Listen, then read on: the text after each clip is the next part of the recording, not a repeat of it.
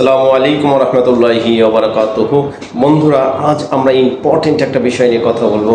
Network মার্কেটিংয়ের, যেটাকে বলা হয় না জানলে নেটওয়ার্ক মার্কেটিংয়ে আপনি সফল হতে পারবেন না।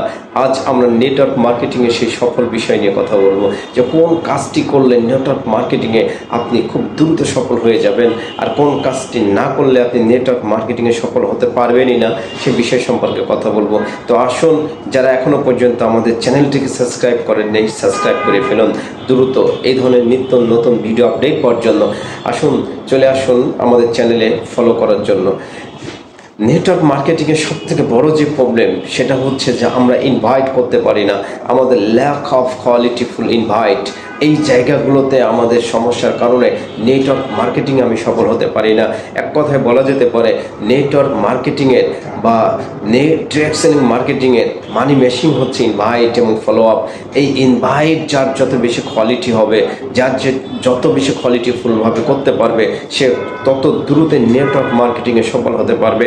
আমরা এই জায়গাগুলোতেই ভুল করে থাকি, বিধায় নেটওয়ার্ক মার্কেটিংয়ে কিন্তু সফলতা আমাদের আসে না।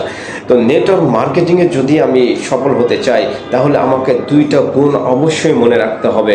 যেমন ধরুন, আমি যদি কাউকে ইনভাইট করতে চাই, বা আমি যদি কোনো গেস্টের কাছে যাই, তাকে ইনভাইট করব এবং যদি সম্ভব হয় তাকে সেখানে প্ল্যান দেখাবো, তাহলে আমার মধ্যে সর্বপ্রথম যে কাজটা করতে হবে, সেটা হচ্ছে আমার ড্রেস কোড মেনটেন করতে হবে। যে ড্রেস কোড দেখার সাথে সাথে ওনার কপালে ভাঁজ পড়ে যায়, উনিও অন্তত বুঝতে পারে যে না, এ খুব ভালো আছে। অর্থাৎ আপনি যার কাছে যাচ্ছেন সে যেন বুঝতে পারে যে আপনি খুব ভালো আছেন। এই ভালো আছেন এই বিষয়টা তার মনের মধ্যে গেঁথে দিতে হবে। সে যখন বুঝবে যে না, সে খুব ভালো আছে, তখন আপনার প্রতি কিন্তু আগ্রহ সৃষ্টি হবে আপনার ড্রেস কোডের উপর। অর্থাৎ আপনি ফর্মাল ড্রেস ইউজ করেই আপনি তার কাছে যাবেন, ফর্মালিটি মেনটেন করে আপনি তার কাছে যাবেন। ইনফর্মালভাবে যখন আপনি তার কাছে যাবেন, সে কিন্তু আপনাকে মানতে প্রস্তুত না। কারণ আপনাকে মনে রাখতে হবে, বর্তমান জমানাতে বা বর্তমান সিচুয়েশনে কেউ গরিব মানুষের সাথে কিন্তু মিশতে চায় না। এই জন্য আপনাকে আপনার পরিবর্তন আনতে হবে, শারীরিকভাবে পরিবর্তন আনতে হবে। আপনার ড্রেস কোড মেনটেন করে যেতে হবে, যেটার উপর ভিত্তি করে আপনি যার কাছে যাচ্ছেন ওই গেস্ট যেন আপনাকে দেখে সন্তুষ্ট হয়। যখন আপনাকে দেখে সে সন্তুষ্ট হবে, তখন কিন্তু নেটওয়ার্ক মার্কেটিংয়ে আপনার প্ল্যানটা বা আপনার ইনভাইটেশনটা কিন্তু সে চমৎকারভাবে গ্রহণ করবে। এই জন্য আগে আপনাকে ফিট হতে হবে। ফিট হওয়ার পরে প্রয়োজনে এমন যদি হয় যে আপনি মেন্টালিটিভাবে স্যাটিসফ্যাকশন না, আপনার ভালো লাগছে না, কোনো একটা বিষয় আপনার মন খারাপ, প্রয়োজনে আপনি সেদিন শিডিউল ক্যান্সেল করেন। পরবর্তী দিন আপনার যখন ভালো লাগবে বা আপনার অবস্থান যখন ভালো মনে হবে, বা আপনি মেন্টালি স্যাটিসফ্যাকশন, ফিজিক্যালি স্যাটিসফ্যাকশন, তখন আপনি তাকে ইনভাইট করার জন্য চলে যান।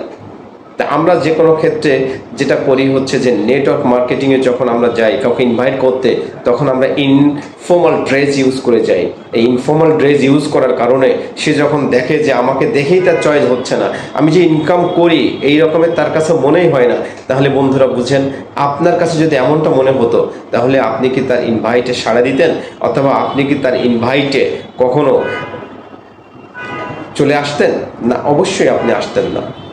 তার মানে কি, আপনাকে অবশ্যই আপনার ফর্মাল ড্রেস এবং স্মাইলিং ফেস, এই দুইটা আপনার সম্পদ।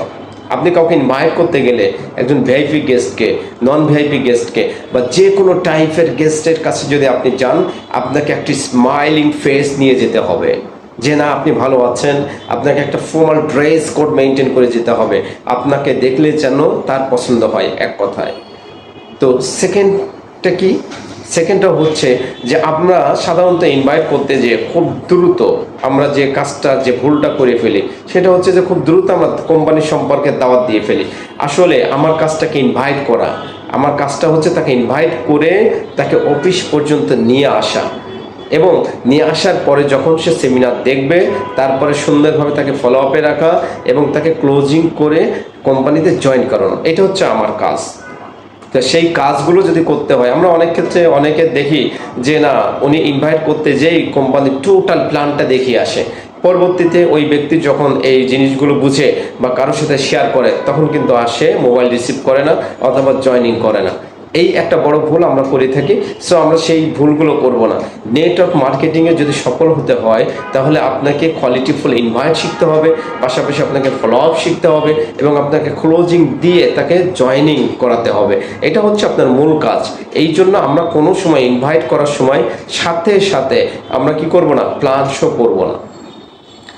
ওকে, এবং আমরা যখন তার সাথে কথা বলবো এবং সরাসরি ইনভাইট করব না, কোম্পানির নাম বলবো না, এটা আমরা গোপন রাখবো।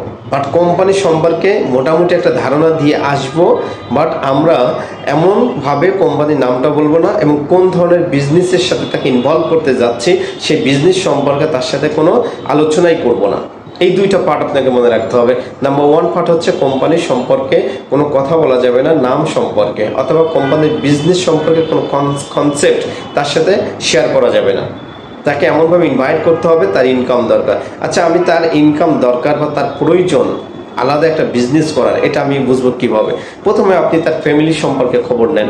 ফ্যামিলি সম্পর্কে, ফ্যামিলিতে কয়জন আছে, সে বিবাহিত কিনা, অবিবাহিত কিনা, তার বাচ্চা আছে কিনা, তার ওয়াইফ আছে কিনা, তার মা বাবা আছে কিনা, শ্বশুর শাশুড়ি আছে কিনা, টোটাল সব কিছু খোঁজখবর আপনি তার কাছ থেকে নিয়ে নিলেন। অর্থাৎ খোঁজখবর নেওয়ার পরে আপনি দেখবেন যে এই জায়গাতে কোথায় তার একটা প্রবলেম আছে, অর্থনৈতিক সমস্যা তার ফেস হচ্ছে, এই জায়গাটা, এই গোপন জায়গাটা আপনি খুঁজে বের করার চেষ্টা করবেন। যদি এটা খুঁজে আপনি বের করতে পারেন তাহলে কিন্তু সে আপনার ইনভাইটে সাড়া দিবে। অর্থাৎ তার যে কোনো একটা বিষয়ে আপনাকে যে অভাবটা আছে সে অভাবটাকে আপনাকে টাচ করতে হবে এবং তার সামনে এটা প্রেজেন্ট করতে হবে। তাকে ছোট করার জন্য নাই, বরঞ্চ ওই জায়গাগুলোতে তাকে টাচ এমনভাবে করতে হবে সে যাতে পরবর্তীতে এই ইনভাইটেশন অফিসে আসে এবং এখান থেকে একটা ইনকাম করে তার ওই সমস্যার সমাধান করতে পারে, সে বিষয় সম্পর্কে তাকে অভিহিত করতে হবে। এটা থাকবে নাম্বার 1 পার্ট।